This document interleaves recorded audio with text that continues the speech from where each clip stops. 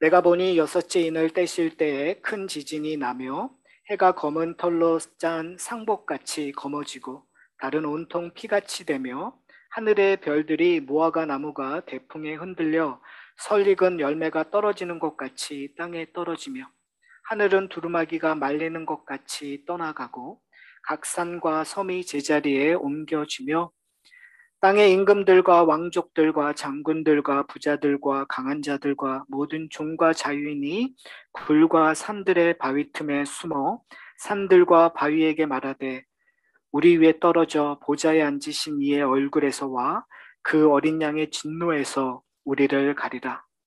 그들의 진노의 날이 이르렀으니 누가 능히 서리요 하더라. 여러분, 종말은 어떠한 모습일까요? 저희가 사실은 저희 교회도 종말이라는 단어를 많이 써요. 그러니까 마지막 때, 이 지구 멸망의 날은 어떠한 모습일까요? 우리가 성경적으로 얘기한다면 노아의 홍수 때의 모습과 다른, 노아는 물로 하나님의 심판이 임했으니까 또 다른 모습이라고 우리는 이해할 수 있어요. 불의 심판이라고 추측할 수도 있고요. 근데 이제 아, 이렇게 역사를 이렇게 좀 돌아보면은 최근에선 그런 얘기를 하시죠. 3차 세계대전을 통해서 지구가 멸망할 거다. 3차 세계대전은 뭐로 될까요?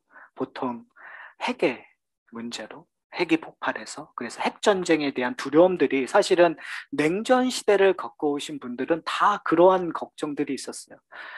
냉전 시대 하면 떠오르는 게 사실은 70년대, 80년대 그 사이잖아요. 근데 그 사이에 한국 교회에서 부흥 집회를 했었을 때 중요한 탑픽 중에 하나가 바로 요한계시록이었어요. 그래서 그 마지막 하나님 예수 그리스도가 다시 오시는 그 징조를 이야기하면서 그 러시아군이 어떠한 일들이 일어났었을 때 바로 예수 그리스도가 다시 오실 거다라는 이야기를 하는 그러한 설교를 듣고 이제 정말 예수님이 속히 오시겠구나. 우리가 정말 신앙생활 잘해야지라는 생각을 했었던 기억이 나요. 여러분은 어떠세요? 근데 사실은 요즘에는 핵 전쟁의 문제도 있지만 사실은 소행성과 충돌되어서 지구가 멸망할 것이라고 이야기하시는 분들이 상당히 많아요. 그러니까 이 우주가 창조했을 때 빅뱅의 그러한 것들, 그리고 지구의 역사를 통해서 수도 없이 일어났었던 행성들의 충돌, 그걸로 말미암아 생물체가 되게 많이 죽고, 그리고 어떠한 그 격변을 이뤘던 것처럼 궁극적으로는 지구가 멸망할 가장 확실한 것은 소행성들의 충돌에 의할 것이라고 얘기를 해요. 저는 그 이야기를 들으면서 오늘 본문을 보면서 참 재밌는 표현이 됐었어요. 왜냐면 아, 여러분 해가 그 열을 많이 이렇게 발산하는 지구는 어떻게 될까요? 뜨거워지는 거죠. 해가 열을 덜 발산하면 어떻게 되겠어요?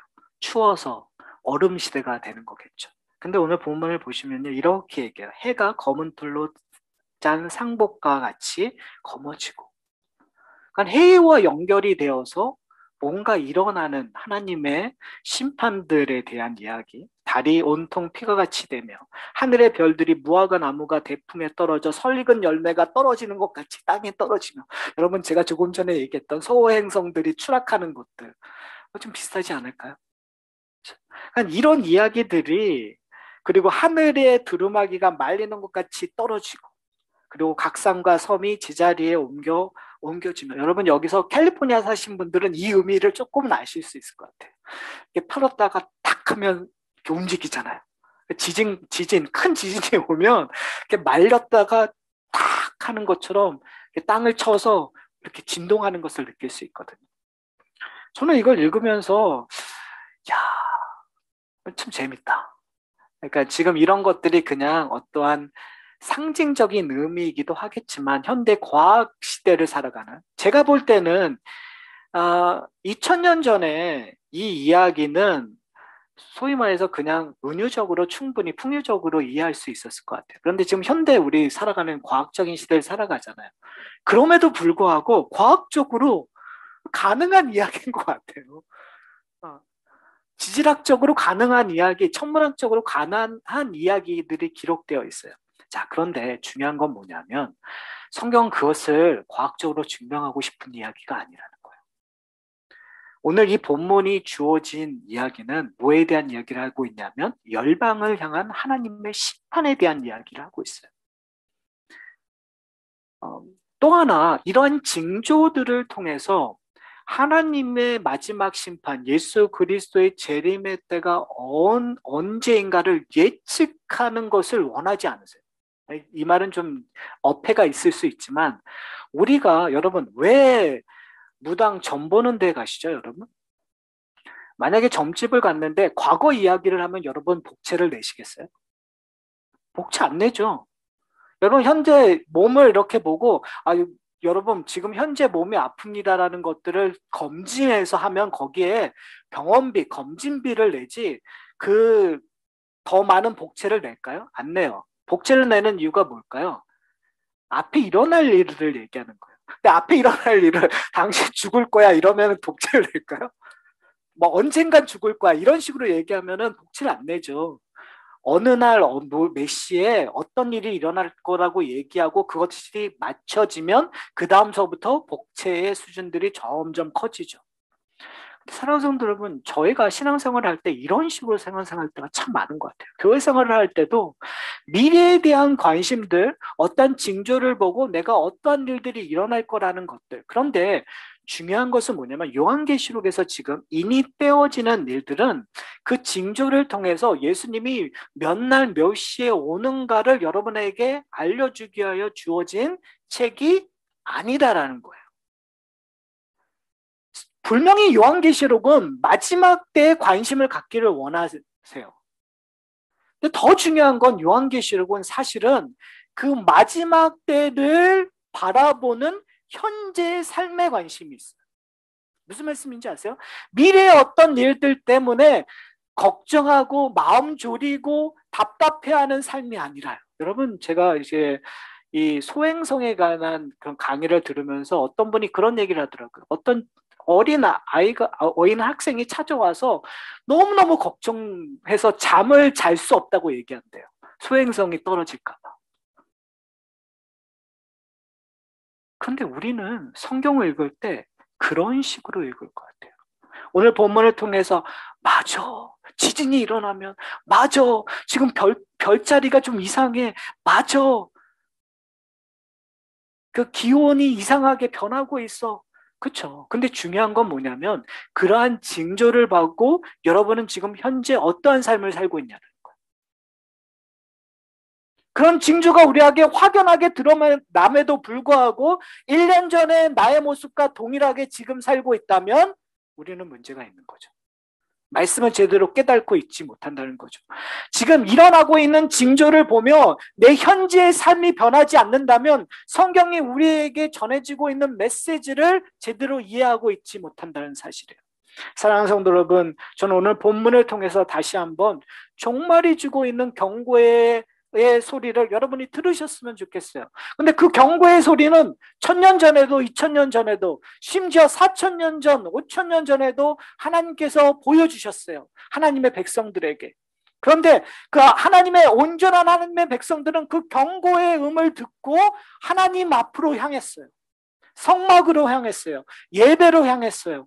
하나님이 원하시는 삶을 따라가며 순종의 삶을 살아갔어요. 그러나 하나님을 알지 못하는 사람들은 하나님이 아닌 우상을 숭배하는, 하나님이 아닌 무당에게 돈을 집어주며 그의 인생을 맡기는 오매한 짓을 했었어요. 사랑하는 성도 여러분 어디에 서 있습니까? 자, 오늘 본문을 보면 내가 보니 여섯째 인을 띈다고 얘기하고 있어요. 기억나세요? 첫 번째, 네 번째 인을 띄었을 때 어떤 일이 일어났는지? 기근과 전쟁들, 환난과 어려움이 있었어요. 제가 말씀드렸죠. 이런 일들은 순차적으로 일어나는 것이 아니라 그냥 복잡하게 반복적으로 일어난다는 거.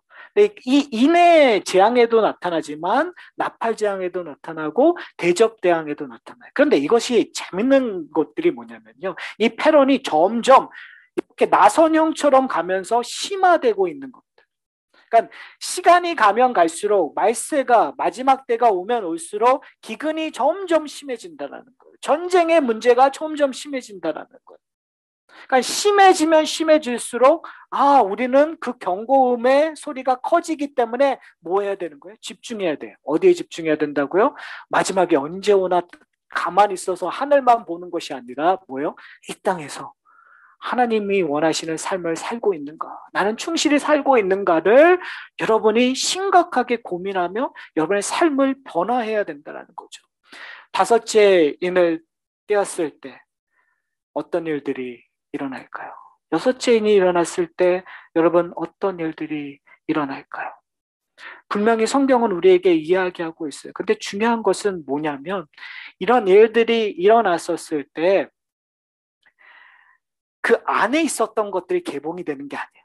중요한 건 뭐냐면 인의 재앙이라고 하니까 인을 띄고 났었을 때 재앙들 거기에만 관심이 있는데 중요한 건 뭐냐면 인을 왜 떼죠?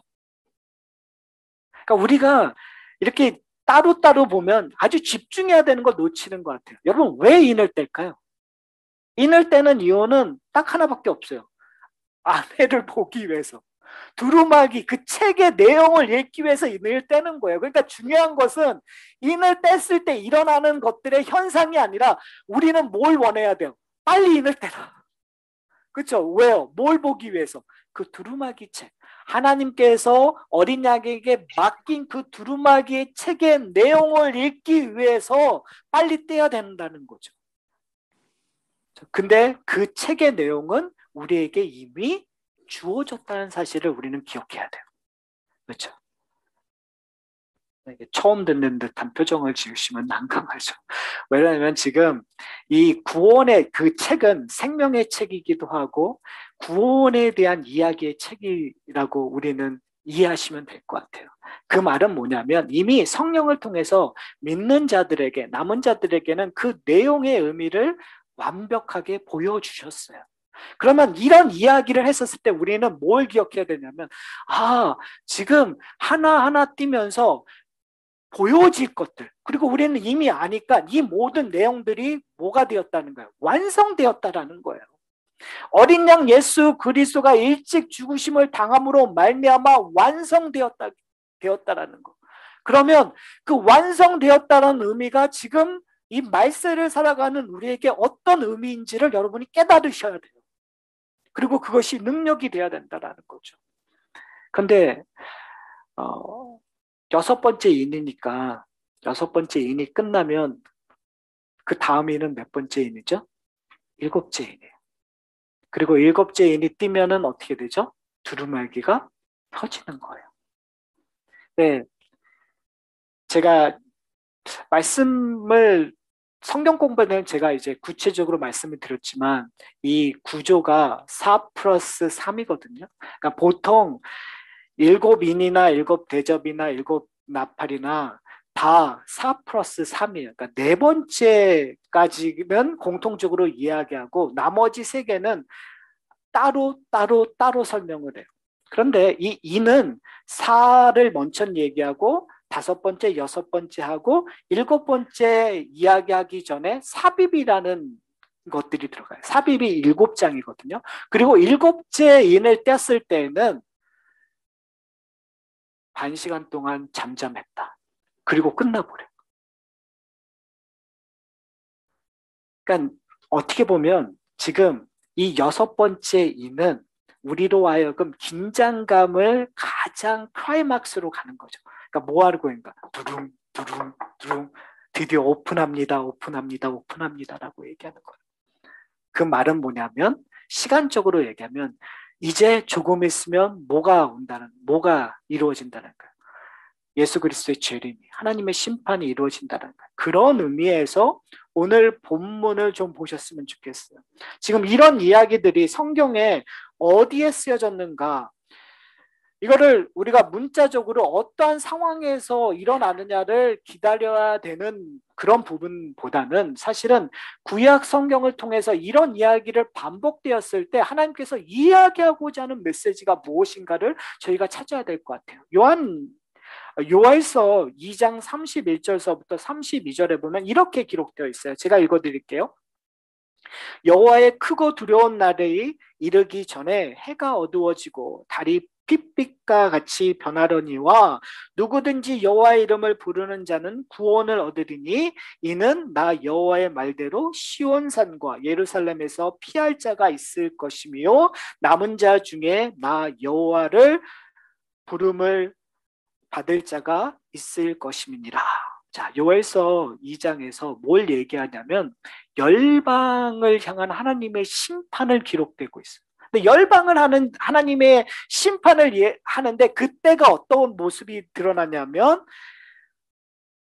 해가 어두워지고 달빛이 핏빛과 같이 된다.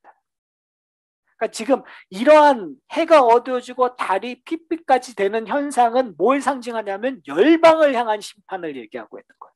근데 재밌는 건 뭐냐면 열방을 심판하는데 누구를 구원하세요? 남은 자를 구원하세요. 하나님의 사람들을 구원하세요.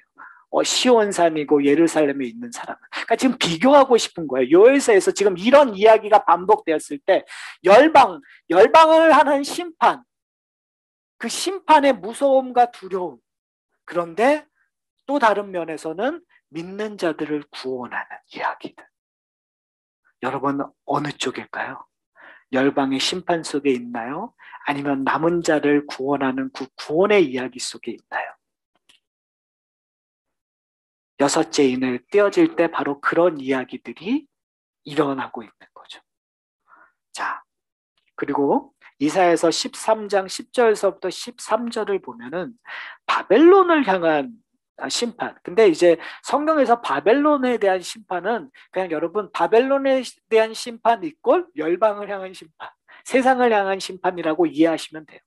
자, 그런데 이렇게 기록되어 있어요. 제가 읽어드릴게요. 10절을 보면 그러므로 나 만군의 여호와가 분하여 맹렬히 노하는 날에 하늘을 진동시키며 땅이 흔들려 그 자리에서 떠나게 하리라. 이게 13절의 이야기예요. 10절은 이렇게 얘기해요. 하늘의 별들과 별 무리가 그 빛을 내지 아니하며 해가 돋아도 어두우며 달이 그 빛을 비추지 아니할 것이다. 오늘 본문한 거하고 또 비슷하죠. 똑같죠. 뭐에 대한 바벨론을 심판했을 때의 현상들을 지금 표현하고 있어요. 오늘 본문은 뭘 이야기하고 있는 걸까요? 바로 열방을 향한 심판. 여섯째 인이 떼어질 때 이 열방을 향한 심판. 근데 그 심판이 왜 일어나죠? 바로 그 안에 있는 생명책에 기록된 두루마기에 기록된 내용 때문에 그래요. 어떠한 언약이 있었어요? 하나님의 언약이 있었단 말이에요.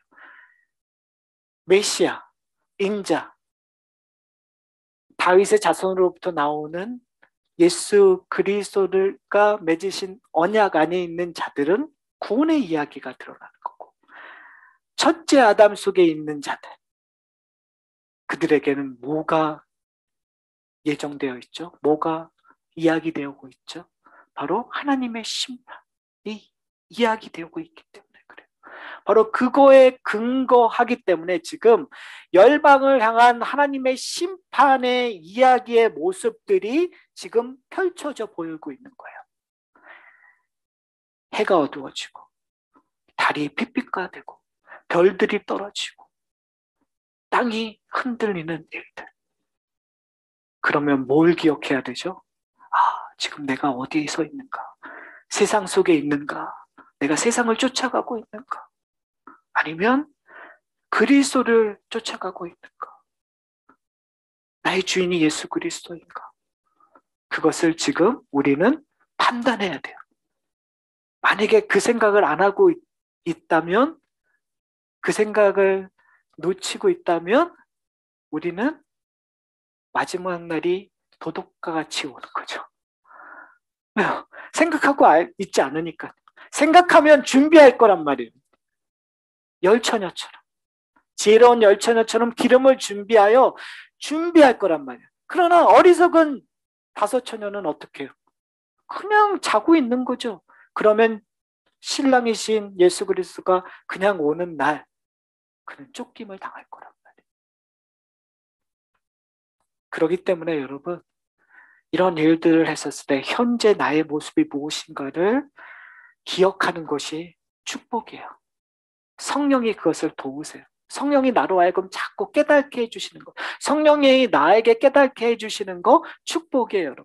여러분 자꾸 딴짓하는데 내 마음이 꺼리끼세요? 그건 축복이에요. 왜요? 성령께서 나를 간섭하시니까. 내가 세상을 좋아하는 일들, 내가 요것만 하면 세상에서 더 부자가 되고 요것만 하면 내가 원하는 걸 이룰 것 같은데 자꾸 막히세요? 세상의 눈에는 실패자처럼 보이세요, 여러분? 그러나 성경에서 얘기하고 있는 것은 뭐냐면 그것이 여러분에게 축복일 수 있어요. 왜요? 마지막 때 영생을 소유하게 되는 증거가 될 수 있기 때문에 성령께서 그 일을 하고 계신다는 걸 여러분 기억하셨으면 좋겠어요. 자, 이제 마지막으로 마태복음 24장의 말씀을 함께 좀 보고 설교를 마치려고 합니다. 예수님께서 떠나기 전에 하신 말씀이에요. 마태복음 24장 29절서부터 30절을 보면은요, 이렇게 기록되어 있어요. 제가 읽어드릴게요. 그날 환난 후에 즉시 해가 어두워지며 달이 빛을 내지 아니하며 별들이 하늘에서 떨어지며 하늘의 권능들이 흔들리리라. 그때 인자의 징조가 하늘에서 보이겠고 그때에 땅의 모든 족속들이 통곡하며 그들이 인자가 구름을 타고 능력과 큰 영광으로 오는 것을 보리라. 오늘 본문하고 똑같죠. 예수님께서 얘기하시는 거예요. 마지막 때가 언제입니까? 라는 질문에 예수님께서 이렇게 대답하는 거예요. 마지막 때 어떤 일이 일어나느냐? 이런 해가 어두워지고 달의 빛이 변하고 별들이 떨어지는 일들, 그것이 마지막 때의 징조이다. 그런데 그 마지막 때의 징조가 중요한 것이 아니라 그때 누가 오신다고요? 인자가 구름을 타고 오신다라는 거예요. 예수 그리스도가 구름을 타고, 그 구름을 탄다는 의미는 하나님의 영광과 함께 온다라는 거예요. 성령에서 구름을 타고 온다라는 건 하나님의 임재를 설명하고 있는 거거든요. 지금 너희 앞에 서 있는 바로 그 인자가 하나님이심을 지금 얘기하고 있는 거야. 다시 올 때는 구름을 타고 하나님의 임재로, 하나님의 권능으로 다시 오겠다라는 거예요. 여러분, 첫 번째 인을 뗄 때 어떤 일들이 일어났죠? 흰말이 나타나잖아요. 흰말이 나타나면서 면류관을 들고 승리의 이야기를 한단 말이에요. 이기려고 오시는 예수 그리스도를 천마를 탄 자가 선포하고 증거하고 있었다는 거예요. 그 증거대로 마지막 때 예수 그리스도가 권능으로 이 땅에 오신다는 거예요. 그리고 31절을 보면 이렇게 얘기해요. 그가 큰 나팔 소리와 함께 천사를 보내리니 그들이 그 택하신 자들을 하늘 이 끝에서 저 끝까지 사방으로 모이리라. 너무 재밌지 않아요? 왜 그러냐면 31절에 뭐라고요? 그가 뭐와 함께 천사를 보낸다고요? 큰 나팔. 여러분, 일곱인 다음에 뭐가 나타날까요? 일곱 나팔 이야기가. 뭘 얘기하는 거예요? 책들의 인들이 떼어져서 구원의 이야기들이 선포되고 나팔 소리가 퍼짐으로 말미암아 이제 뭘 기다리는 거예요? 다시 오시는 예수 그리스도의 이야기예요. 그렇죠. 뭐 신비하게 이런 일들이 일어나는, 그러니까 결국은 궁극적으로 뭘 기다리지 않으면 이런 징조를 아무리 해석해봤자 뭐 러시아군이 쳐들어오고 무슨 뭐 이런 얘기를 아무리 해봤자 예수 그리스도를 기다리지 않는 삶을 살아간다면 요한계시록을 읽을 아무런 의미가 없는 거죠. 사랑하는 성도 여러분, 오늘 본문의 끝이 이렇게 기록되어 있어요. 15절에 보면요, 땅의 임금들과 왕족과 장군들과 부자들과 강한 자들과 모든 종과 자윤들이 라고 얘기하고 있어요. 모든 사람들이라는 거죠. 그런데 이제 이 대본문에 표현되는 것들이 권력자들을 얘기하고 있는 거예요. 이 땅의 권력자들, 소위 말해서 스스로 왕처럼 행세했던 사람들, 스스로 신처럼 생각했던 사람들이 이 열방을 향할 때 하나님의 심판이 구약 때 이 왕들을 심판하는 것처럼 보여지거든요. 그런데 그들이 뭐 한다고요? 굴과 산들의 바위 틈에 숨어 있다고 얘기하는 거예요. 왜 숨을까요? 그들이 뭐라고 얘기하느냐면, 야, 산들아 바위들아 나를 덮으라고 얘기해요. 이게 어떤 의미냐면요, 그만큼 뭐가 무서운 거예요? 보좌에 앉으신 얼굴과 그 다음에 어린 양의 진노가 무서운 거죠.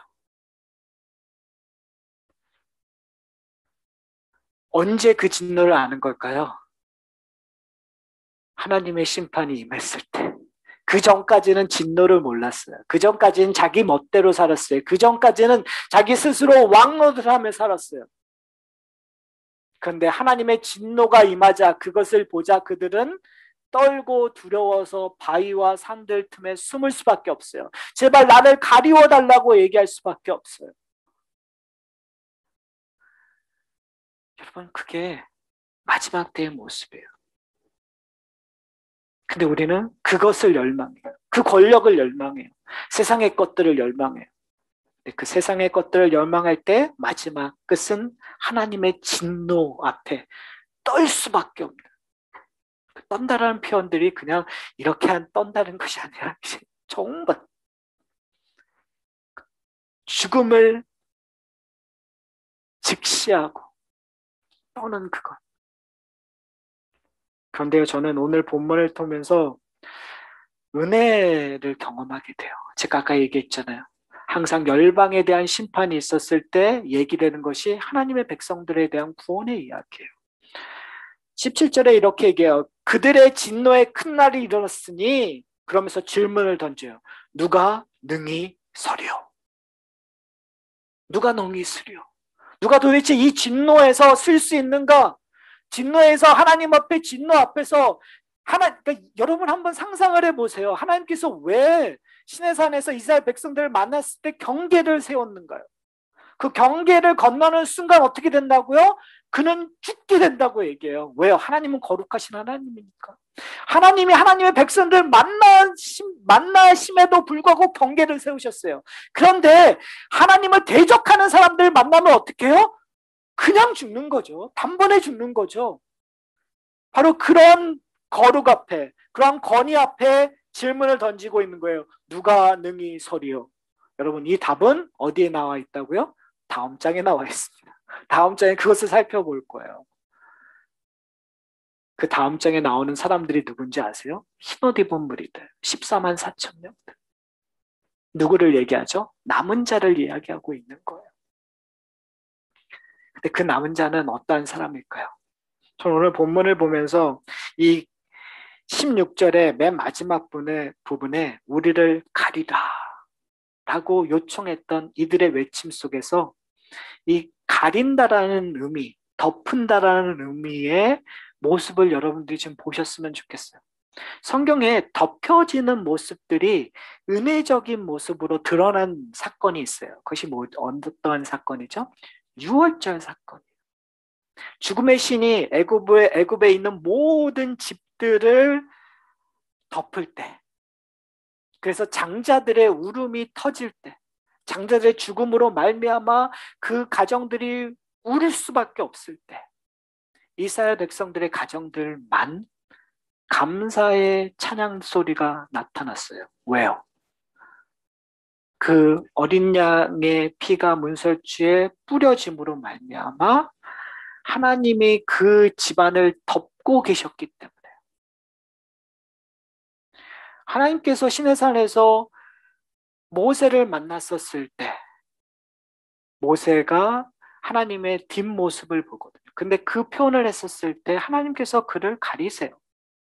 여러분, 그러한 모습들을 통해서 우리가 알 수 있는 것, 하나님의 은혜를 받은 자들, 흰옷 입은 자들, 14만 4천 명들, 남은 자들, 즉 누구예요? 여러분들이에요. 여러분들이 하나님 앞에 이렇게 나온 거예요. 예배는 그냥 우리가 모여서 서로 그냥 뭔가 얘기하는 것이 아니라 누구의 존전 앞으로 나온 거죠? 하나님의 존전 앞으로 나온 거예요. 하나님 앞으로 나왔을 때 우리가 하나님의 심판을 받지 않고, 왜요? 이 땅에서 우리가 어떻게 살았는데요? 그렇죠.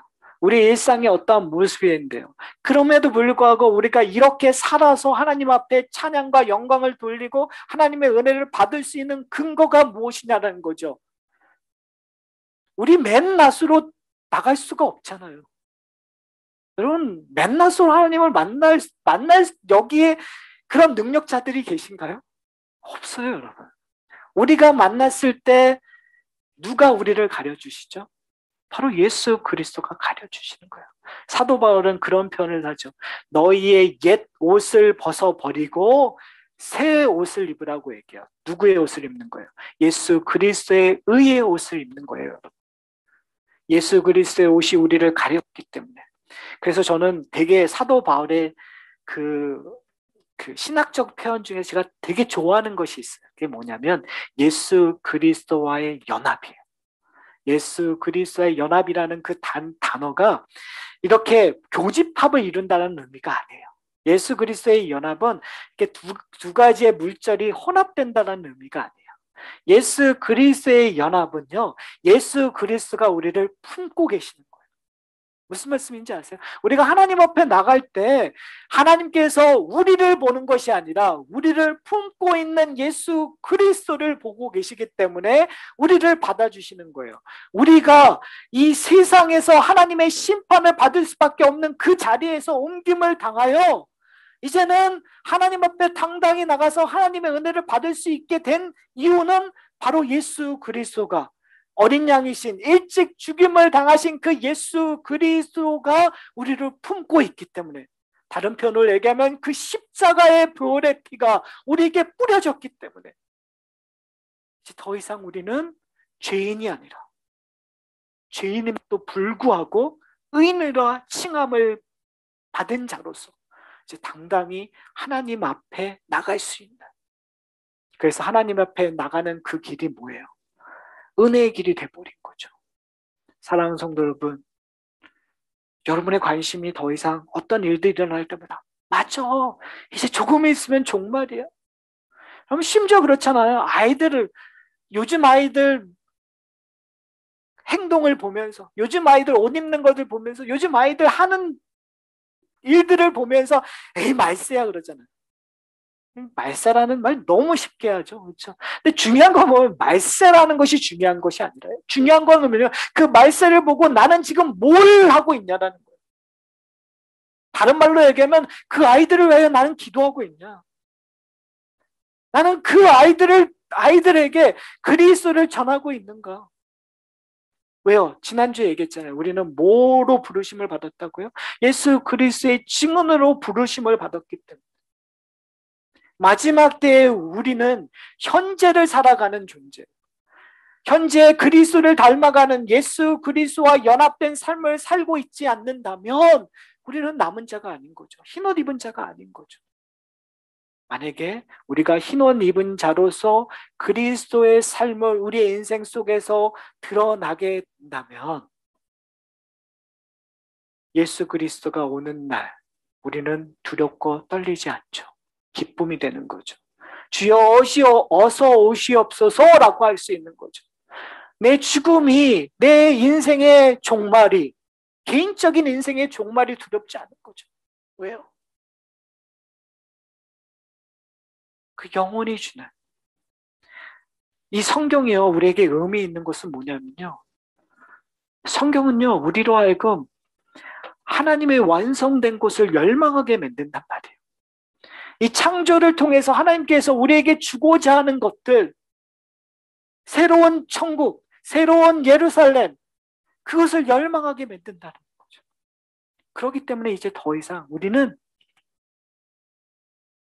이 땅에서 사는 것만으로 만족하는 존재가 아니라 이제는 하늘을 보고 그 하늘을 기다리는 존재가 되었다는 사실을 기억하는 저와 여러분이 되시기를 소원합니다.